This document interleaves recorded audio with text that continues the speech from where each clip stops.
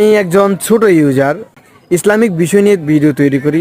তো আপনাদেরকে বলবো, প্রতিটা মানুষই কিন্তু আমার চেয়ে আরও বেশি কষ্ট করে।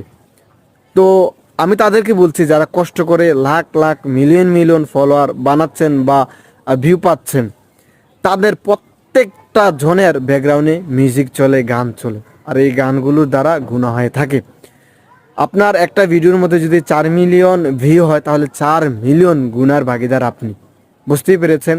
আপনাকে যদি মানুষ অনেক ফলো করে, তাহলে আপনি সবের কাম করতে পারেন, বিভিন্ন গজলের প্রমোট করতে পারেন, বিভিন্ন ইসলামিক আয়াতের প্রমোট করতে পারেন, বিভিন্ন দোয়ার প্রমোট করতে পারেন। তাহলে ঠাস করে এসে আপনি একটা প্রমোট করে দেন যে এই গান দিয়ে যদি আপনারা ভিডিও বানান তাহলে ভাইরাল হয়ে যাবেন। এমন যে প্রমোট করেন, আপনার কথায় হাজার হাজার মানুষ এই গানটাকে ব্যবহার করে।